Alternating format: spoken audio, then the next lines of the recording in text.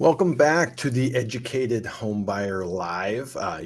Those of you who show up here every week will notice we are something a little different this week. We are one man light. Mr. Educated Homebuyer himself, Jeb Smith, is not going to be able to make it today. He's come down with some sort of a flu bug, and that is especially unfortunate here this week, as we have been looking forward to today for the better part of a month. We've talked about how the biggest thing impacting interest rates and the bond markets over the last 6 months. Yeah, we're in 6 months. So going back to June of this year, the big figure, the big report that's been coming out and moving markets is the CPI report. This month we got a double whammy, and then we had CPI released yesterday. And on the heels of that, we had the final Fed meeting of the year. So not a whole lot of drama. It was pretty much telegraphed, but I wanted to share some slides with you guys here and show you what happened, where the market went from that, and what we can expect going forward into next year. Again, because I'm going to be here by myself, if you can make it easy, if you have questions, post questions in the comments. If you can mark it with question in all caps, just the question part, and then type out your question and we will get to them. Alex, I see your question. Let's go through this stuff and then I'll jump into that. So again, any questions that you have, throw them up there. After we go through this, we'll jump into it. Not sure how long we'll be here tonight. We'll see how many questions you guys have. If you are in a position of asking questions and you're wanting to know about specific real estate markets, remember, Jeb is the expert in that area and definitely has a big network of folks around the country in his coaching group, in his sphere of influence that he talks to all the time. So that's going to be better for when we get Jeb back. So if you want to focus on mortgage-related questions, interest rate-related questions, economic questions tonight, and we'll be happy to get to them. So let's jump in here and let me share. We're going to add this to the stream. Okay, if you guys remember, probably 45 days ago or so, right before the November meeting, when we got the October read for CPI, we showed this chart. And what we showed is the 3 months, the 4 months here from October, November, December, January, and into February are high reads for CPI that would be falling off last year, likely to be replaced with lower reads for this year. We saw that last month. We had a 0.6 fall off replaced by a 0.3. So we saw inflation come down when you look at the year over year basis. Well, we saw a similar miss or a decrease at 0.5 falling off for November, replaced by a 0.2. So again, year over year inflation coming down. Now, what we're looking at is, again, remember, inflation is highly elevated, whether we're at 5%, 6%, 7%, that is well above what the Fed's comfort level is. One thing that I do want to point out here, this chart that we're looking at is core CPI. Core strips out food and energy. It strips out food and energy, even though those are important expenses and large portions of everyone's household budget. The core CPI strips that out because it's not really in the control of the government. Fed can't control it. They can hike rates all they want.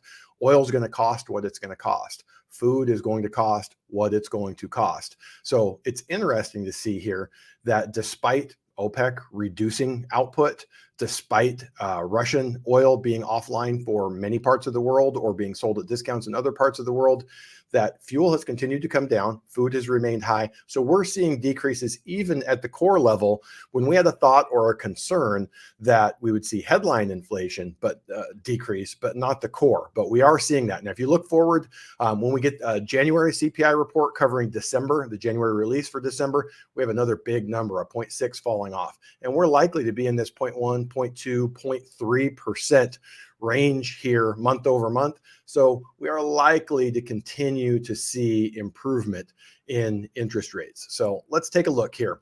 What I wanted to show you, this is the 10-year Treasury in the last 2 trading days.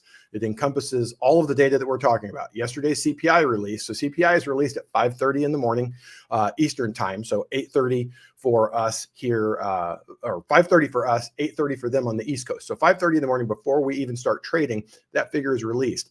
This green candle shows that Treasuries dipped a ton. We went from up just a hair over 3.6 all the way down to 342 in this 15-minute trading window, and then settled out at about 347. By the end of the day, we're a little bit higher right there at 350.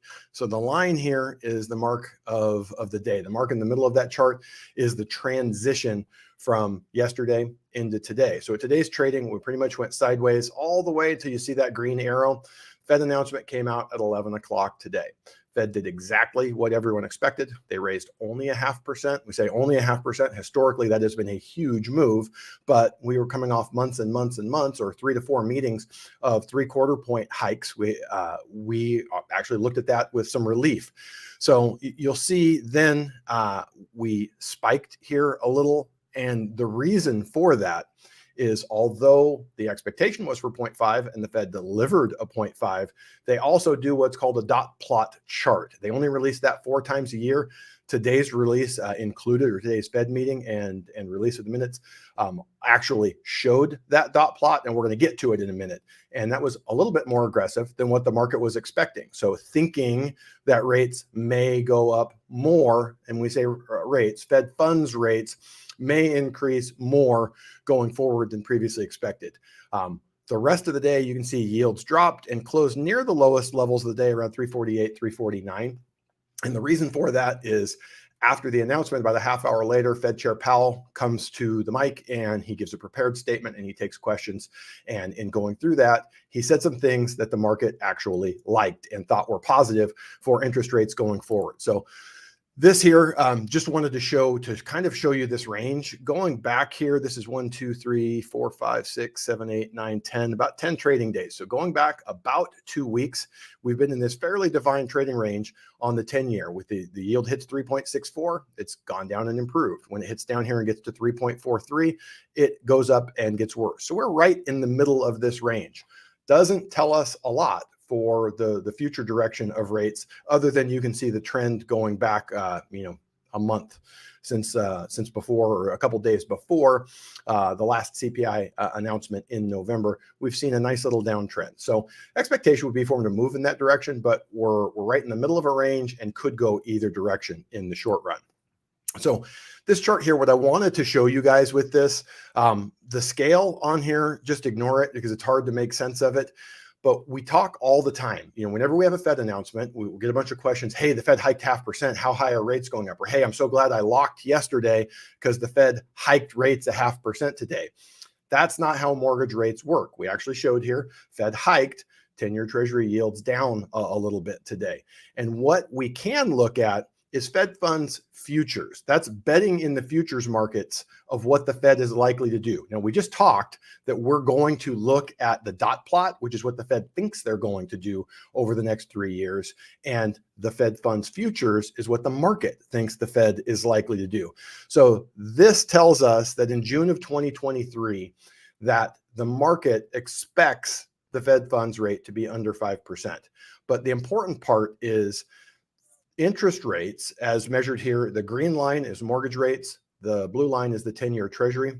Both of those track really closely to Fed funds futures. The futures markets are watching the Fed, listening, looking at data, and making bets on what they think is going to happen going forward. So these lines all move pretty darn closely to one another. And what we're seeing here is Fed funds futures, starting last month, are starting to trend down.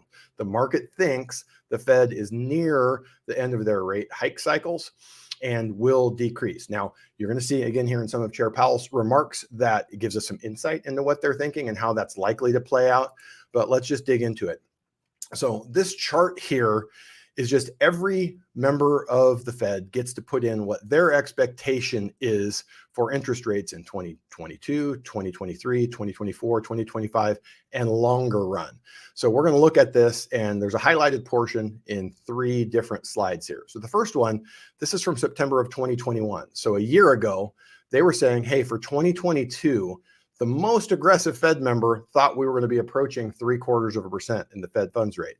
We're at 5%. I mean, that's crazy that that's what they were looking at.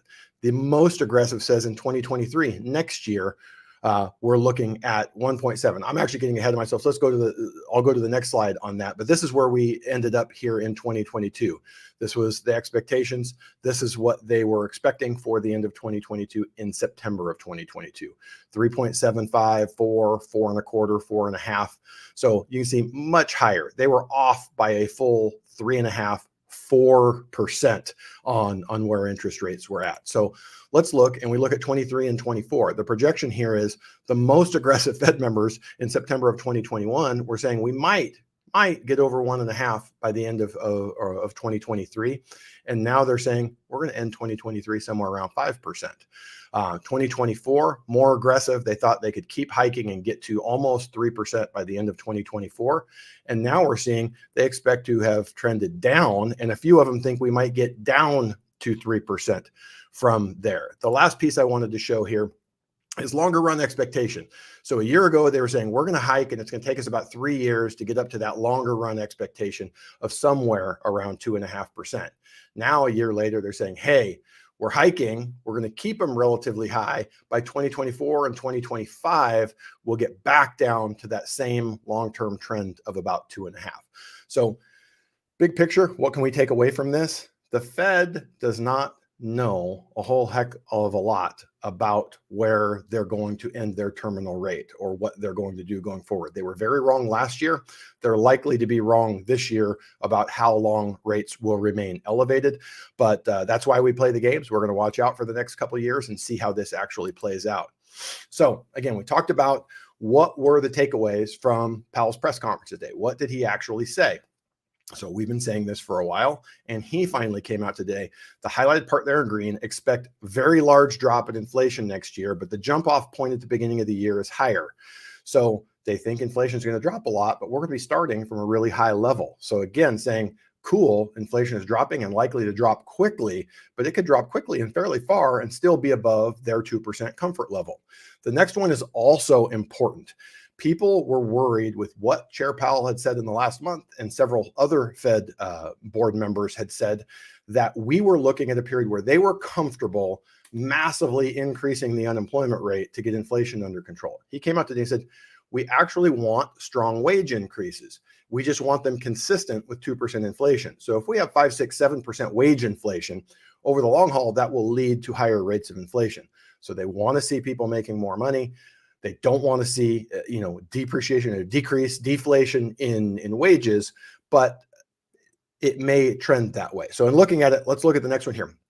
He says, I wouldn't see us considering rate cuts until the committee is confident inflation is moving down in a sustained way.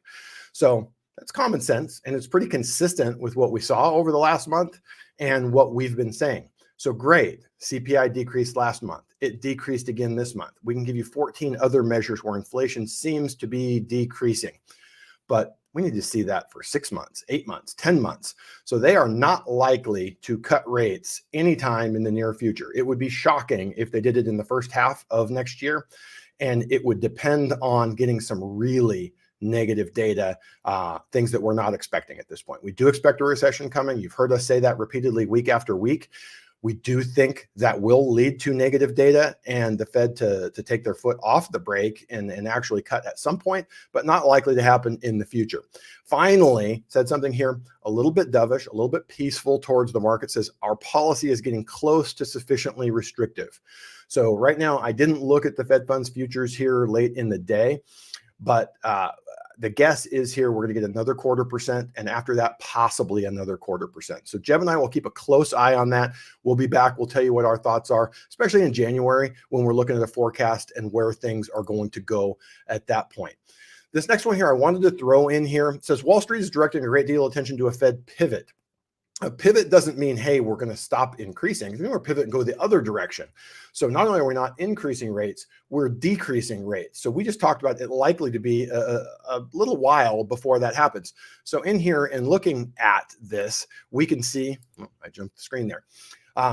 We've looked at anywhere since 1995 when we've had Fed rate hikes. The time from the last hike to the first cut has varied anywhere from 5 to 18 months. And it's usually 8, 9, 10, 12, 15 months out before we see a cut. So we just talked here a couple minutes ago that we are not likely to see them stop hiking until January at the earliest. So really, what does it mean? It's going to be the second half of next year at the earliest that we would see any cuts, and more likely it will be late next year, early into the following year. So we've talked about this before, and I want to go back to this. There are multiple ways that mortgage rates can improve. What this chart shows, this is the 30-year fixed mortgage rate. That's based off of the Freddie Mac Primary Mortgage Market Survey. It's not a perfect survey, but it's consistent over time. So what is the average weekly mortgage rate? Less the 10-year constant maturity yield. So right now we're at 2.82%. Take the 10-year treasury, add 2.82% to that, and that's your average mortgage rate as quoted by the Freddie Mac Primary Mortgage Market Survey.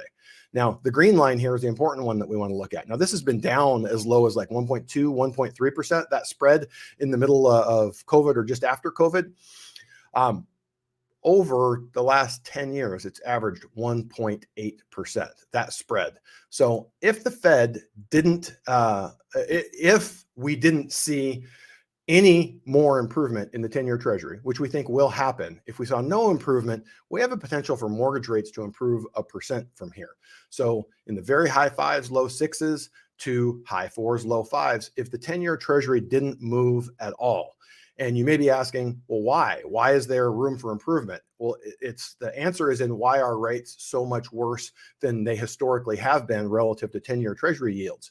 The reason is when there's a lot of volatility in the markets and rates are moving up quickly, no one really knows how to price how long those loans are going to stay on the books. When we have a peaceful, tranquil market that doesn't move around a lot, lenders will price servicing rights and the value of those loans to stay on the books for about 5 to 7 years. And that's where we get that 1.8% spread. What we saw here is the market said, I don't know, these are high rates. We haven't seen these rates in 20 years. We think rates are likely to go down. And when they do, most of these loans are going to come off the books. We may only have them on the books for 1 year, 2 years, 3 years. So the servicing rights were valued very little. And so we saw this much bigger yield in the actual rate that was being offered. If you've been in the market and you tried to get a loan, very hard to get much of a lender credit, especially if you have lower credit scores or other loan level price adjustments.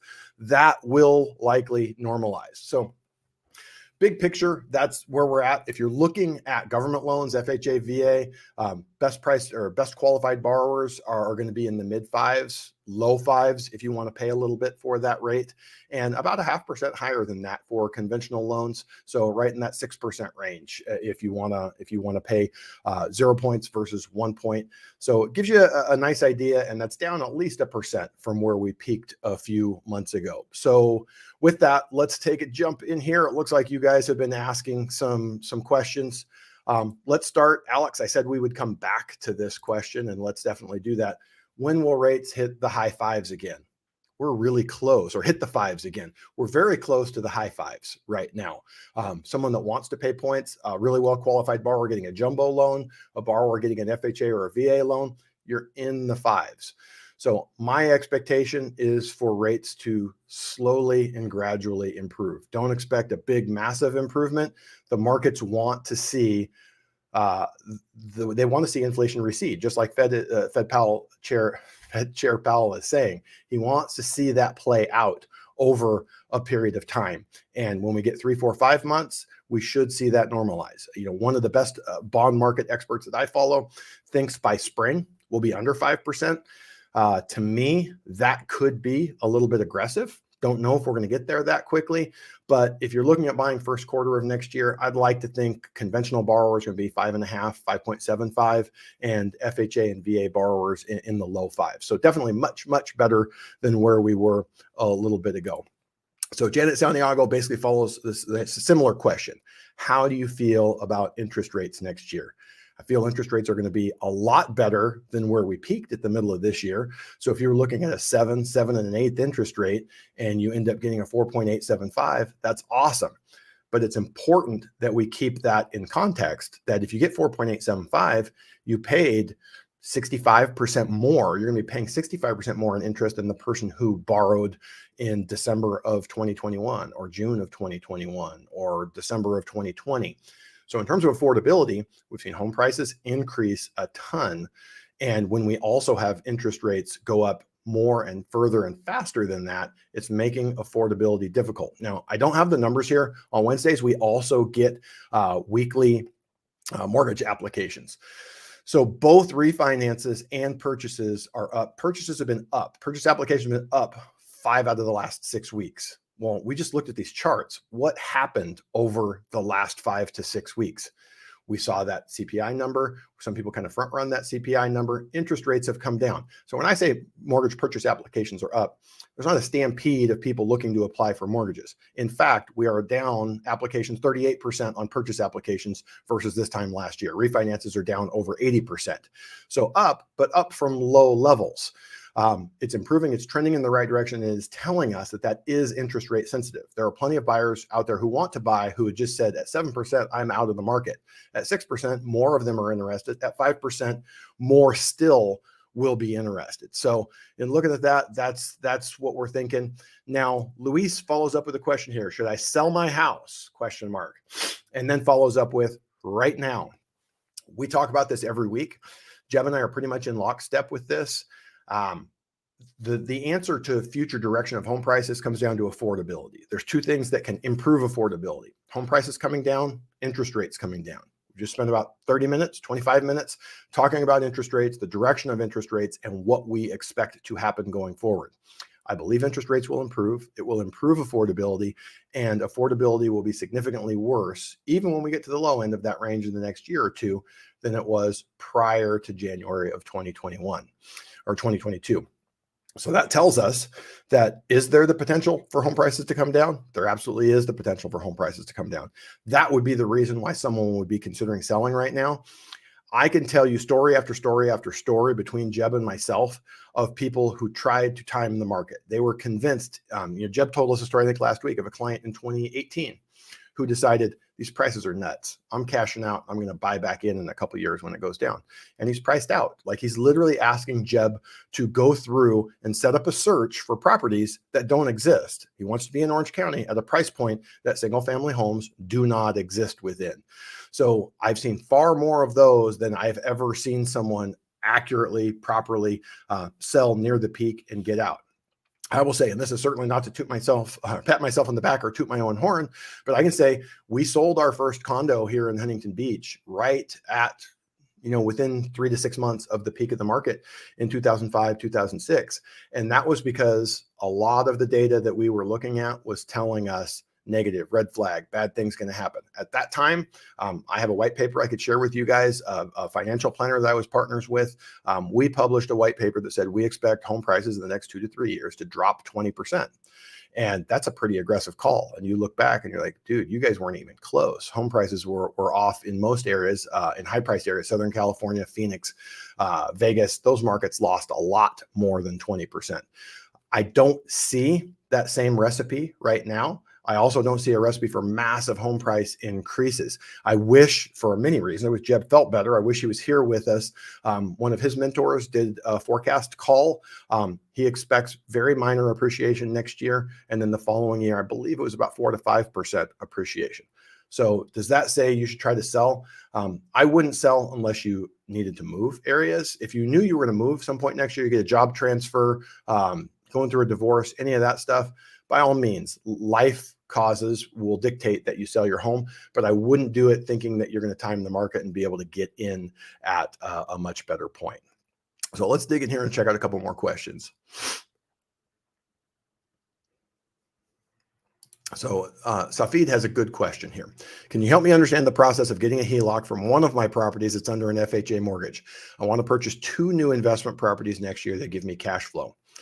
So let's look and just take the first part of the question that would be applicable to anyone. What is the process of getting a home equity line of credit? We talk a lot here that I believe strongly the best path for you to get a low priced mortgage with expert service is to go through a broker. Now, home equity lines of credit are one of the areas where that's not really true. We can get you good options on that, but your lowest priced options in terms of interest rate costs are going to be from the big banks and more likely credit unions. So if you have a credit union relationship, at least check with them first. The process is not going to be a lot of fun because you're going to be dealing with the equivalent of a bank teller. You're going to go through the application process. You're going to provide all of your documentation to them. Depending on the value of your home and how much equity you have, some of these lenders don't do an appraisal. They'll do an AVM. If you're trying to go to a higher loan to value above 80%, you're probably going to have an appraisal. The lender may or may not pay for that for you. The lender may or may not pay for your closing costs. Really, the important part that you're looking at is what is the margin that you are going to pay on top of the prime rate. Almost all HELOCs are tied to the prime rate. Then you pay a margin on top of that. So what are my total fees? What is the margin that you're going to add? And you want to make sure that if you're just calling and getting quotes from a bank or a credit union, you want to make sure you have an accurate credit score. So go to annual credit score and get that looked up. Don't use something like Credit Karma that's not going to be super accurate. Give them an accurate credit score. Be accurate to conservative to what percentage of the loan to value you're going to borrow. Ask them what your total costs are and ask them what your margin is going to be, and make sure that's not a teaser rate. A lot of banks or credit unions are offering them. It's not a bad thing. It means for 6 to 12 months, you're going to get a discounted interest rate, but you want to know what that looks like at the end of it. Now, Safid, you had a specific question here. You have, from one of my properties, it's under an FHA mortgage. It's suboptimal to put a HELOC behind an FHA loan, because once you do, it makes it really unlikely it makes it less likely that you'll be able to get a new loan that doesn't have mortgage insurance. Now, depending on when you bought that property, you could have a 2.5% interest rate, a 3.25% interest rate. And even after you factor in the mortgage insurance, 3.25% is at 4.1% with your standard FHA 0.85% mortgage insurance. So when rates are at 5.5%, 6.5%, 7%, HELOC makes all the sense in the world. But at some point when rates come down, you'll probably want to combine those. So it's suboptimal to do it against a property secured by an FHA loan, but it can make sense in your situation. So looking at here, this is a good one. And this is one we're getting more and more and more. Can you negotiate with a seller/seller's lender to keep their existing rate as a condition to buy their house? This comes up almost every week. So let's look at it in these terms. Most loans are not assumable, meaning post 1983, I believe it is, the Supreme Court allowed due on sale clauses. So a loan originated after 1983, which 93, 2003, 2013, basically every loan that was a 30-year loan that was originated before then has been paid off. So nearly every loan has a due on sale clause. So if there's a transfer of title, the lender has the option. They're not required to, they don't have to. And most times they don't. If there's a change in beneficial ownership interest, they can call the loan due.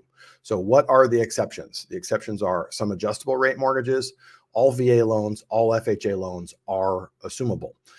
So there's a process. You have to go to the lender and prove that you are creditworthy. It's not just anyone can take over that loan. So instead of coming to a lender like me, you're going to go to the owner's lender and say, hey, I really like their 2.5% interest rate.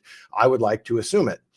Now let's look at an example. Let's say those folks bought a month before COVID breaks out, before any of us ever heard of COVID.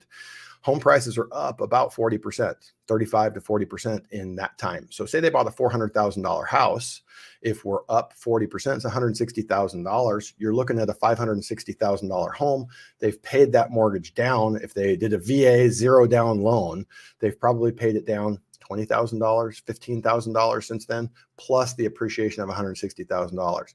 That means they have $175,000 of equity. They don't want to just walk away from that.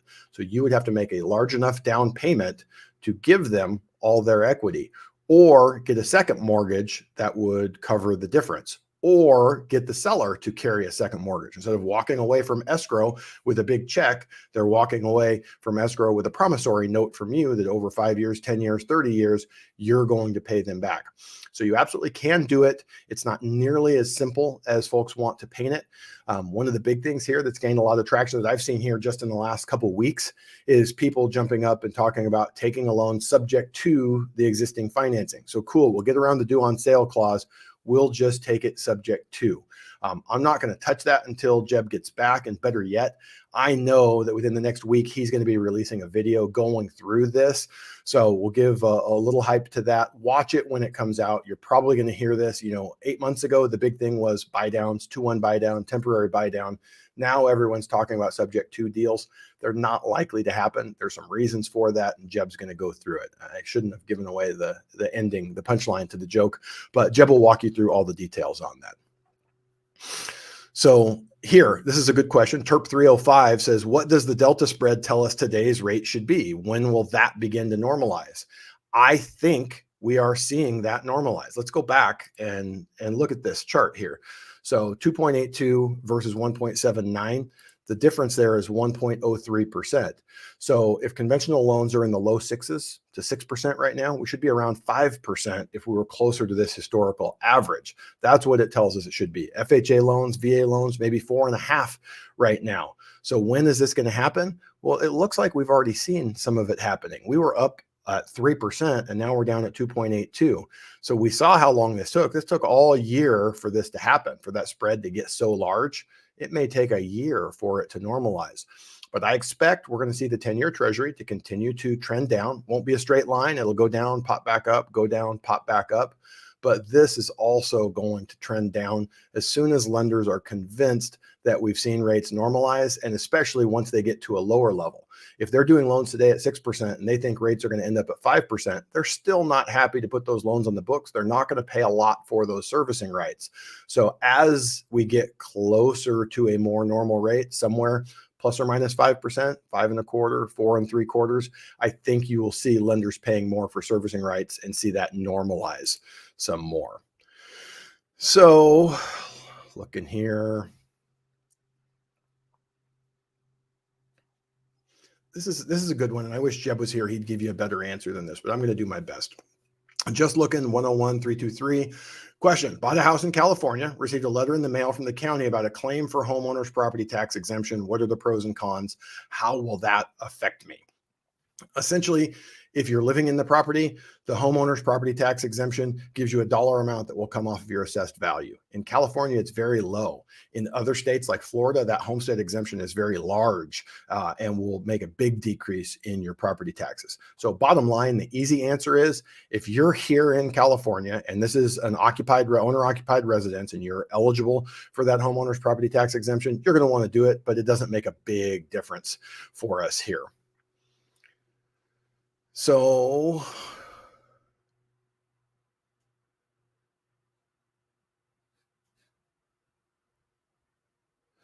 well, 2.0 Sports back with another question. And this one, there's not a right answer to this. So let's try and give you some guardrails on making that decision of what your best and worst case and most likely outcome is. So the question is, what is the best option? A family of 5 renting a 3-bedroom, 2-bath, 1,500 square foot apartment for $1,700, or buying their dream home that will cost $3,500 a month? What is the best approach, please? So, excuse me. 2 ways that we have to look at this. We have to look at today, and we have to look at the long haul, probably the intermediate as well. So look at 3 years, 5 years, 10 years, 15 years. 30 years is a long ways off. Most people don't stay in a home and in a mortgage during that time frame. But Jeb and I did an episode of the podcast, which will be up. I believe it's already up. It was up Tuesday, and it will be on the YouTube channel, the new YouTube channel for the podcast here shortly. But we talked about why is home ownership for nearly everyone the right answer over the long haul. So there's many factors here that we have to look at. So right now, the first question you have to answer is, can I qualify for the $3,500 a month payment? So if so, it's an option. I can say, do I live here in a place that we're not dying? We have plenty enough room. We got plenty enough bedrooms. We're uncomfortable and we don't have many of the benefits of home ownership, but we pay $1,700. I can double that. Essentially is what we're looking at here. I can double that and I can own that home. So in the short run, what are the intangible benefits of that in enjoyment, space? Do you have a garage? Is it a safer area, better schools? Any of those things that you would benefit from immediately, as well as just your own personal joy and satisfaction. Is it worth doubling my housing expense? That's a decision that only you can make. Now let's look at over time. I don't have a spreadsheet in front of me. Don't know the purchase price where we come out to a $3,500 payment. But let's say A couple of things that are very important here. If you take out a 30-year fixed mortgage, you know that for the next 30 years, the principal and interest payment on that mortgage is going to be the same, even if we never get an opportunity to refinance at a lower rate, which we just spent 25 minutes on it saying why we believe there will be an opportunity to refinance at a lower rate and lower that payment. But your worst case, you've set your payment in stone. We've watched inflation in rents over the last 2 years go insane. They will normalize and come down. But even if we looked at a normal rate over time, if rents go up 2% a year, your rule of 72 says it's going to double in 36. So we're probably going to go up 35, 40% in the next 15 years. So when we take that into account, that $1,700 in the next 10 to 15 years is going to be $3,500. The $3,500 is likely to be less as you refinance to a lower interest rate. Yes, depending on where you are, your property taxes can go up, your homeowner's insurance can go up, but the biggest portion of that payment is going to be fixed.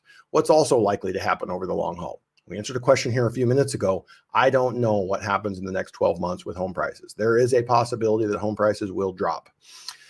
If we look out 10 years from now, I'm quite confident that home prices are going to be higher than they are today. From the biggest crash we've ever seen in home prices, from the peak to the trough, back to the peak, was a round trip of about 10 years.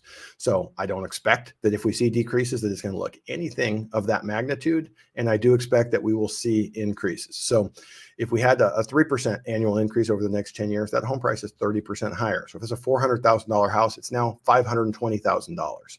So you got to benefit from a fixed payment, possibly lowering it to $300 a month at some point during that time frame while rents are going up.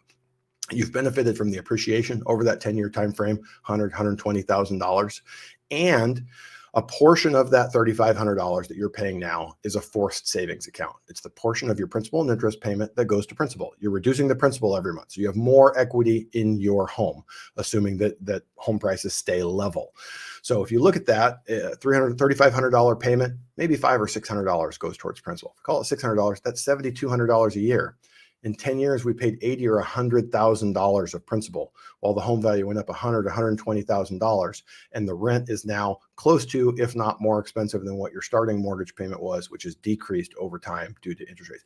So in a nutshell, that's the case for home ownership over the long haul. In the short run, you have to determine. This is a tough one. It's a bitter pill to swallow, right?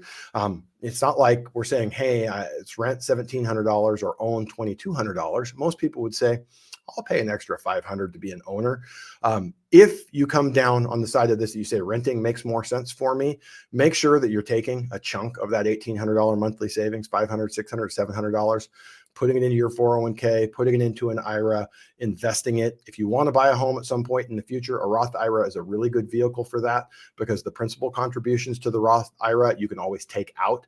You can't take out the growth on that, but you can take out the principal and use that for a down payment on a home further on in the future. We talk about this all the time. Over the long haul, 2/3 of American households choose to be homeowners. Most people would prefer that, but this is definitely a dilemma here that we have to go through.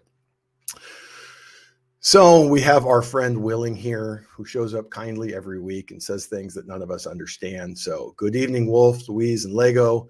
Sushi ore is fresh. So there's only one of us here tonight, but all three of us got greetings. And speaking of our friend Jennifer Lego, Jeb believes that she told us that she ended up taking another job. We haven't seen her in a while. Maybe if we're lucky here through the holidays or first part of January, she'll be free on a Wednesday night and can join us. She certainly doesn't need to moderate for us, but it would be nice to have her back here. So next question here is another good one. Alexis Lara, question: what do you think about buying down the rate 2-to-1? Example, buying down from 6.5 to 4.5 for the first year, then back up to 5.5 the second year.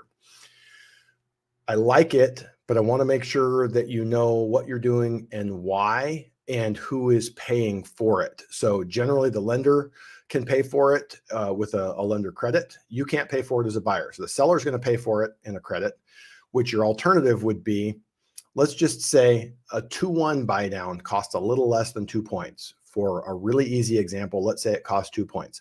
$500,000 loan, 2-point cost is $10,000. You can ask the seller to pay that for you, or you can ask the seller to sell you the house for $490,000. So on a temporary buy down, in essence, what are they doing? They're prepaying a portion of the interest for the first 2 years in that $10,000.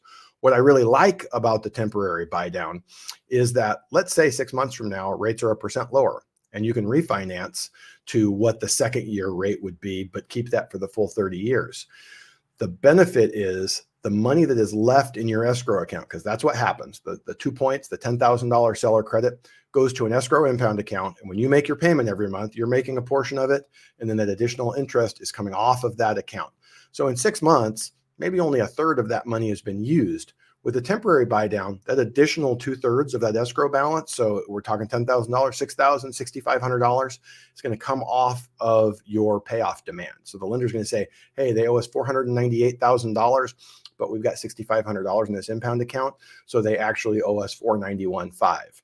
If you take that same $10,000, 2 points will generally permanently buy down an interest rate of 0.5%.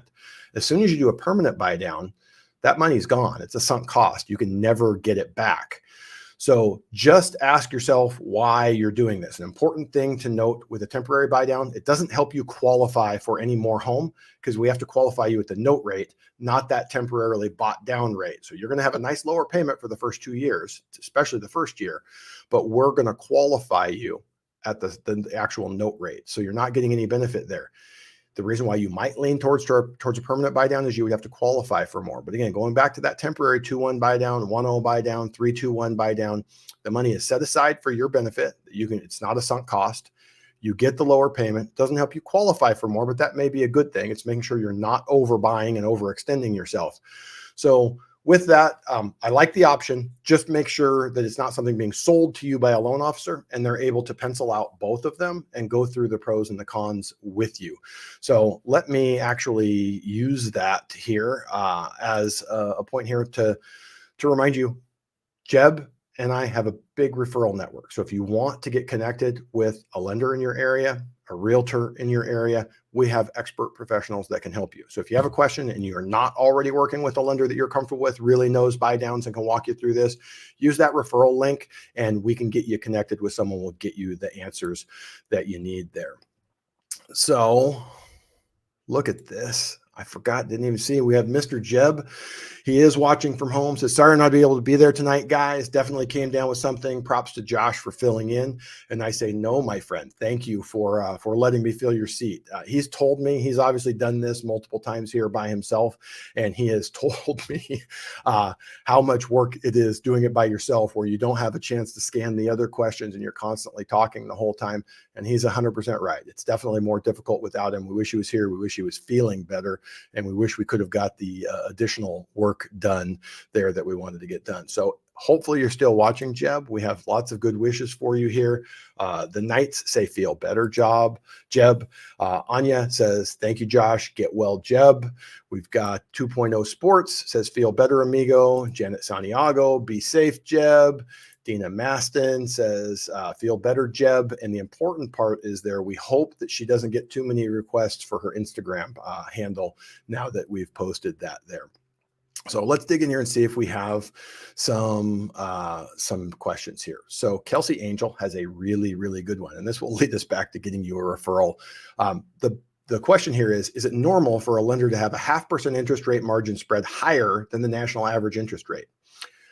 I would say it's not normal. There can be very good reasons for it. When you look at that national average, it doesn't take into account any loan level price adjustments, meaning if you have a lower credit score, there's going to get an add-on to that interest rate. You're going to pay a higher interest rate. If you're putting a lower down payment, there's a loan level price adjustment. If you're buying 2 units, 3 units, 4 units, if it's non-owner occupied, all those things are going to lead to a rate higher than the national average. But assuming you're putting a normal down payment, you have a good credit score, that should not be the case. A lender should be in the range, let's say plus or minus 0.25% of that national average. And if they're not, they should be able to show you. It's really easy. If you and I are talking and you go, whoa, that's way higher than what I was seeing online, or in terms of the Freddie Mac primary mortgage market survey, or we talk about the Optimal Blue mortgage market index, we'll pull that up, and I'll pull up, if you're getting a conventional loan, let's look at the LLPA matrix and say, well, we've got this hit because you have a 650 credit score instead of a 750 credit score. We've got this hit because you're buying a condo and you're putting less than 25% down. All of those things can come into play. So it's possible that there's a very good reason and explanation for it. More likely, you're talking to a retail lender. We're not going to name names. We're not going to shame anyone here. The crazy thing is, talked to a client this morning. She didn't know that I had a way of assisting her in Florida. She bought here in California, or refinanced in California with her husband, soon to be ex-husband, and is buying now in Florida. And she says, well, I got pre-approved. I didn't know you could help me. She says, but this is the rate. And it was about 0.5% higher than what we could do for her. And in looking at it, I did a little bit of research. It looks like she's dealing with a really good loan officer. Okay, did about $60 million in loans last year. So $5 million a month, probably doing 8, 10, 12 loans. Been in the business a long time. He's a branch manager. It's a reputable company, but a lot of these big national retail chains, they have awesome real estate. They have lots of levels of mid-level management. And because of that bloated cost structure, their interest rates are going to look worse. So again, let me reiterate and backstep and say, it could be a very valid rate. It could be you're paying too much. The best thing you can do is get a second opinion. Call another lender, give them the details. Here's my credit score. Here's the type of loan that they're suggesting for me. Here's how much I'm putting down, and get a quote. See what it looks like. And then call your lender that you're dealing with now and ask them on the same day. One of the most frustrating things we just talked about in the last 45 days, rates are down 0.75%. If we talked 2 weeks ago and you talk to someone else today, of course their rate is going to be better because rates have dropped in the last couple of weeks. So make sure when you get that second opinion, call the lender you're talking to and say, hey, just wanted to update and see what my rate would look like today. And it's possible that they're in line. It's possible that that quote they gave you is a couple of days out of date, but get a second opinion. And like we always say here, interest rate is important, but if you're looking at what you're making a decision on, reputable lenders should be in a very narrow range in terms of rates, fees, points, all that fun stuff. So if that is true, the more important thing is that you're dealing with someone with knowledge and experience. And then the last piece of it is that you have a good rapport with. I could be the smartest, greatest loan officer in the world with really good interest rates. If you don't have a rapport where you feel like you can ask me tough questions, that you can get things explained to your satisfaction, that you get a call back or an email back in a timely manner, that's important. You need to make sure you're working with a lender that can cover all those bases.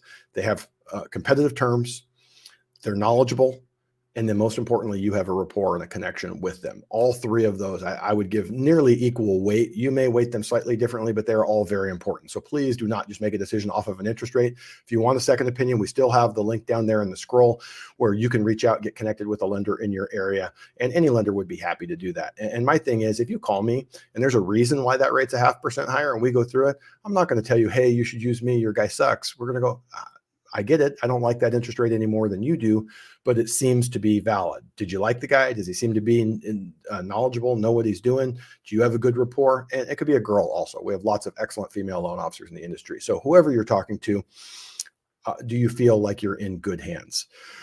So with that, let's move on to the next question. The immortal, illustrious Al Bundy is back. What happens to the mortgage after someone passes away? Let's say a parent passes away. Can the child just make the payments? Does probate factor into this? So that transfer does not trigger the due on sale clause. So someone passing away, it's probably why you were asking this. We were talking about taking over someone else's loan, a subject to deal, a loan assumption. Death does not trigger a due on sale. So if you legally inherit the property, you are bound by the terms of that loan. The note spells what interest rate you're going to pay, what the schedule is for repaying. The deed of trust is going to be transferred. An example I can give you is in 2020. Unfortunately, we lost my father in late 2020. We didn't have to go through the probate process, but I was the trustee of his trust, and we went through it and we transferred title. We have to provide the documentation that shows that my sister and I are the legal heirs, that my father had indeed passed away. It's an affidavit of death that is filed, and then that gets transferred into our name. Did not trigger, in his case, he didn't have a loan on the property. The only case where I would say be prepared for the opposite is if you have a reverse mortgage on the property that will be triggered by death. It says in the documentation, and the reason for that is a reverse mortgage. Reverse, instead of paying it down on a forward mortgage, a reverse mortgage, that balance is going to increase. And that decision to lend was based off of the age of the homeowner. Obviously, someone else could be much younger. It will trigger a requirement to pay that loan off. So those are things you'd want to be aware of on that one. So let's jump in here. Renee Jones. I love that hair, Renee. That's fantastic. Let's go through here. So I live in Texas. Sellers are slashing their listing price. We're talking $20,000. I tried offering $15,000 less than the seller listing price. The owner is not biting. Should I offer to cover repair costs? Again, this is a great question for Jeb. He's out negotiating contracts on a daily basis. We come as a lender a little bit behind that in the process. I don't know what the difference is. I would stick with a standard offer where you're going to negotiate repairs after you have your inspection, but maybe be more aggressive on the price. I mean, if you expect that there's going to be significant repairs, $5,000, $10,000 of repairs, why not just go to them and get them $5,000 less than their price? And a point that I always like to make to everyone, when home prices were going up rapidly and we're having problems with homes appraising for the sale price, we had people saying, this is crazy. I'm paying more than the home is worth. The appraisal doesn't dictate what the home is worth. The asking price also doesn't dictate what the home is worth. It could be worth more than they're asking. People use that strategy of pricing low and wanting more than that. I had a client a few weeks ago. This was insane here in Los Angeles. She offered $1.2 million on a house. That was the ask price. I'm like, oh, we're going to get this one. The home's been on the market for 22 days and she's giving them list price. The listing agent comes back and says, oh, they're hoping to get 1.5. Well, you've been on the market at 1.2 for 21 days. That's unlikely to happen in the current market, but you can hope and wish and want all you want. So hopefully your realtor can walk you through the comparable sales and come to a number that you are comfortable with and can express that to the seller of why you're making the offer that you do. We talk about this all the time on the show. Some sellers are irrational. Your offer could be completely rational and they're just not going to hear it. And on the flip side, we do have buyers. We have buyers that are irrational. They want a deal on every transaction. I have a buyer that's pre-approved. Jeb wrote probably 20 offers over the last 18 months, and he's been $25,000 under the selling price on every one. And during that time, home prices in his price range have gone up $185,000. So because he wouldn't step up and be the winning bidder, even though he's spectacularly well qualified, never got a property. So hopefully that's helpful there. Jeb, if you're there again, our friend Al Bundy says, get well, Jeb. Kim, you had on here, what's the website you mentioned in the past where we could look up your current credit score? I believe I actually use Experian. If you do the subscription with Experian 4 times a year, you can get an actual real 3-bureau report. And it's not tremendously expensive, but it is about $20 a month. And it is a real accurate report. But I believe, it's annualcreditreport.com. Once a year, you can get a free 3-bureau credit report. It's not as pretty and easy to read as what I could give you if we're getting you pre-approved for a mortgage or what you would get through Experian, but it'll get you the info and you don't have to pay anything for it. So I will post that in the comments. It's annual credit report, not report.com. Okay. Alex Solano, Josh, do you know if loan servicers care what the deductibles and coverage of homeowners insurance are, or is that up to the borrower? My insurance agent said I can adjust some values to lower my premium. They want to know that the home will get replaced. Let's say there's a fire and burns the thing to the ground, and you have a $400,000 mortgage and you only insured for $200,000. You don't have to insure to the mortgage amount, but if you have $200,000 of coverage, they want to know that you have guaranteed replacement cost coverage that will, if it costs $225,000 or $250,000 or $275,000, they will rebuild it. The insurance company is going to run their numbers. They're going to say, based off of your location, your square footage, the roof type, the foundation type, all of that. They're going to say, our estimate to rebuild your property is this. If the lender is loaning you more than that, they're going to want to know there's a guaranteed replacement cost. The deductibles, you probably could get up to a level where a lender wouldn't be comfortable with it, but usually even to the max of what lenders, insurers are comfortable with, lenders are comfortable with. I have $10,000 deductible on mine. I've lived in my home for 20 years. I've never had a claim. That being said, we did that on the house that I flipped last year, and the seller who had destroyed the house had also sabotaged the house. And as soon as the water got turned on, we had a flood, and we had about $19,000 of damage with a $10,000 deductible. So it cuts both ways.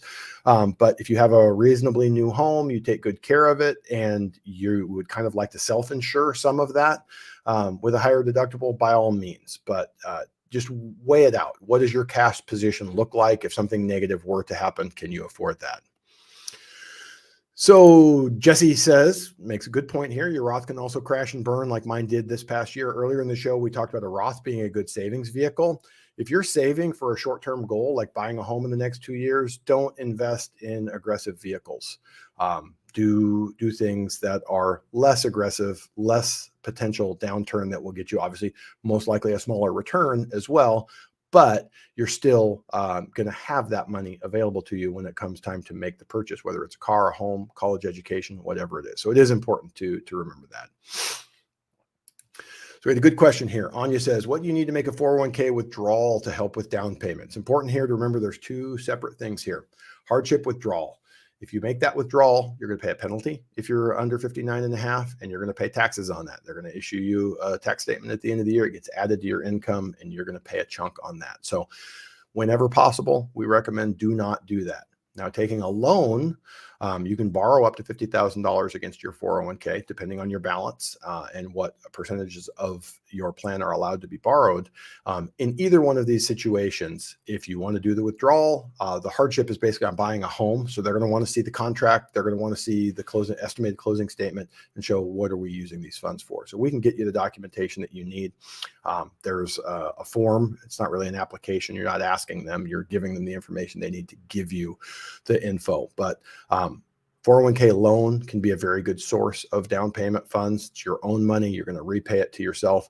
Don't recommend a hardship withdrawal, but that would be how you would go about it. This is a tough question. Willing pops up and says, what Christmas gifts should I get for my family? I'm thinking Thomas Kincaid painting artwork for my dad and maybe a sapphire ring for my mom. The Stone of Wisdom, should I cool me jets and get books? I think books are good. I think Thomas Kincaid paintings are not. Is your dad 80 years old and kind of not stylish? He might like a Thomas Kincaid painting. Otherwise, I wouldn't necessarily recommend it. And jewelry is clearly not my thing.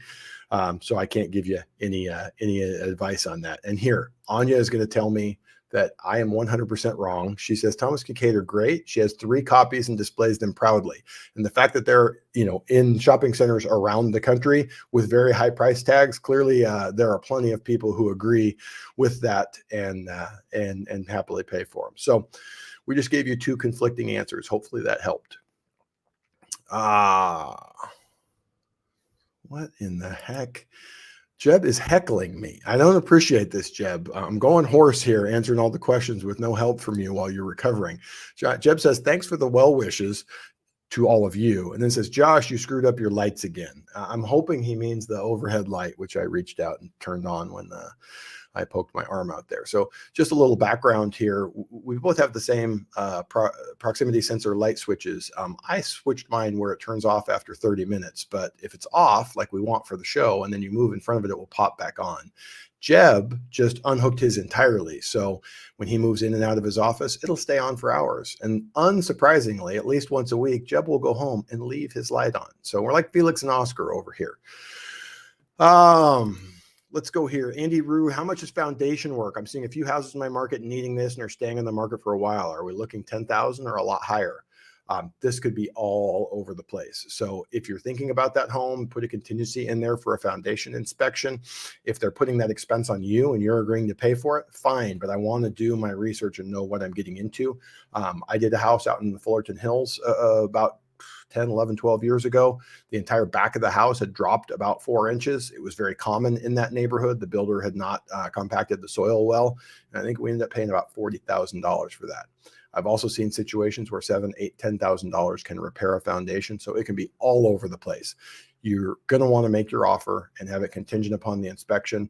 And probably you want to tell the seller, here's kind of the range that I'm expecting and comfortable paying. If it comes in more than that, we're going to have to renegotiate what I'm paying.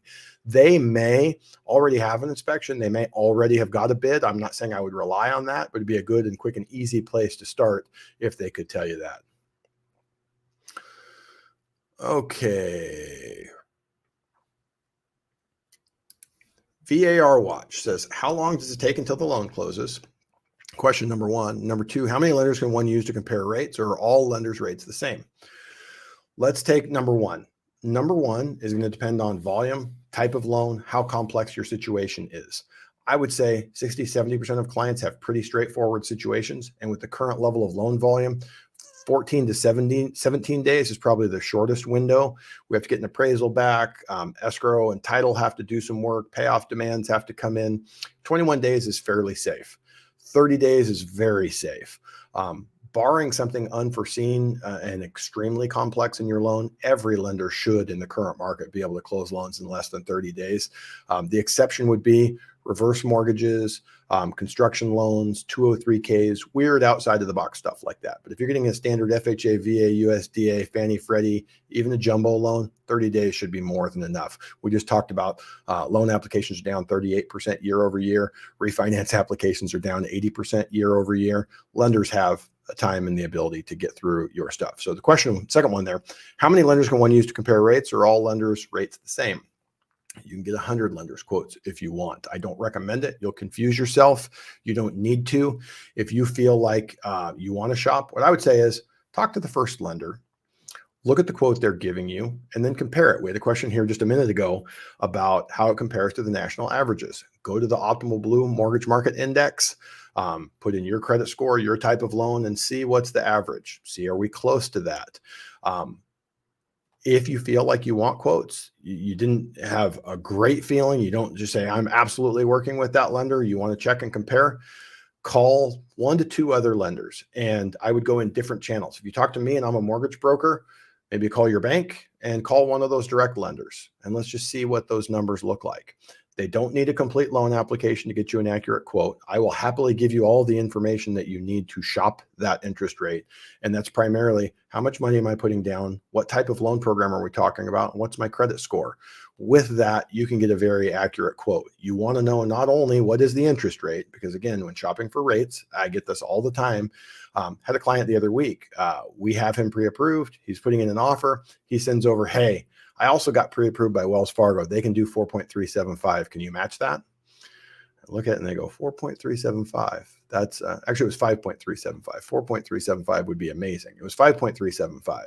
So I look up on their website. They're not offering that. I look at the documentation. It was not a loan estimate that he had received. It was his pre-approval letter. They had put in the pre-approval letter. His interest rate was 5.375. It also said that his APR was 5.99.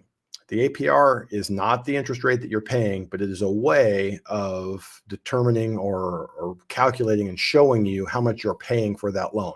Other things being equal, you want the APR to be as close to the note rate as possible.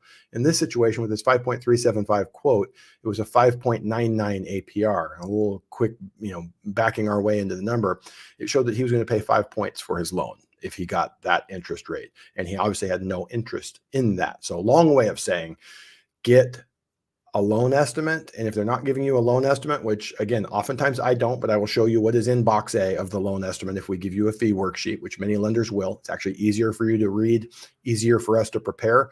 But we can highlight on there what's included in box A of the loan estimate. When you're shopping among lenders, do it all in the same day, because rates change. Sometimes even intraday they'll change, but definitely check within the same day, same loan program, same credit score, and interest rate and box A fees, because so many lenders will give you an amazing interest rate and they don't mention that there's $20,000 of fees that you don't have or don't want to pay in box A. So with that, look at Jeb's all over it. He'd already typed in here annualcreditreport.com for Kim and I. Appreciate that, Jeb. Let's go here. Ali Trinidad, question, as Fed's meeting over next few months, what's the worst case for mortgage rate increases? Closing on new build in March and still floating rate. Go back and watch the first 20, 30 minutes of the show. It sounds like you probably came in here a little bit later. We go through that. I do not believe rates are going to be higher. Fed rate increases, the increases to the Fed funds rate, which the Fed directly chooses and impacts, do not directly translate to mortgage rates. We have some charts in there that should explain that to you. I would absolutely keep a close eye on it. Is it possible rates could be higher in the spring? It is possible. So keep a close eye on it. Keep in contact with your lender. But as for right now, I would advise anyone with a longer term time horizon to be cautiously floating, because rates are likely to get better.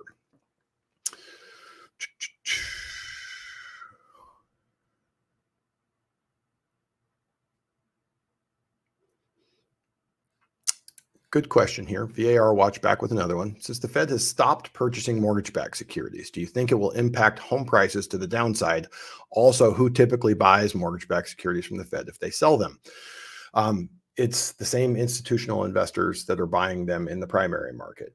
When Freddie have a big issuance, whoever is there bidding on them at the auctions are the same type of buyers. It's an open market like any other bond. So don't necessarily know who the buyers are. Lots of institutional buyers for different reasons. So let's go back to the first part of the question. Do you think it will impact home prices to the downside? How would it impact home prices? It would impact home prices if it forced interest rates higher, made affordability worse, and there was less demand because we had less able buyers. That's how it would impact home prices to the downside. If we look, there's so much less issuance of mortgage-backed securities this year that if we back away what the Fed was buying, there are still less mortgages to be sold this year than last year. That was part of the issue earlier in the year that was pushing rates higher because we have less supply, but also less demand, and people are worried and not as eager to buy because they think rates are going to go up, which is going to decrease the value of the mortgage-backed securities they buy. As we see that rates have likely peaked and are going to slowly and gradually improve, it should increase demand from buyers, and the supply is well down. So the Fed may choose to sell into that market at some point, but price stability is an important part of what the Fed is charged with, and price stability would include homes. Powell has talked about wanting to see some moderation and normalization in home prices. I don't think they would want to put any downward pressure. If they aggressively came to market and just dumped everything in, would it have an impact? Yes. It's very unlikely to happen, and I don't think it's something that we need to worry about. Let's go here. So Dina Maston says, question, where can I go to obtain yearly property tax amounts of a property? So if you're online, Redfin does a very good job of this. I can't speak for every part of the country. Most parts of the country that they do. And if I remember correctly, you're on the East Coast. You are not here in California. In California, you always got to take it with a grain of salt because that's going to show you what the current rate property tax amount is, which could be significantly lower as it's limited by Prop 13. If you're outside of California, it's going to be pretty close to what you're going to get assessed at. So check Redfin. If you can't check Redfin, you can generally look up parcel numbers at most county assessors' offices. We are in 2022, I would say most, but I would also guarantee that not all county assessors' offices are digital and allow you to look it up. But if you can find the listing, find the parcel number, go to the county assessor, you can track it that way if it's not available there. Okay, I may have opened up a can of worms. We also have Miss Shadow Llama is with me, also not a fan of Thomas Kincaid. And then Anya points out correctly, winter, summer, and garden. I believe that's a Thomas Kincaid quote. And then we had here, Willing pipes in and says, Thomas K is the artist of lights.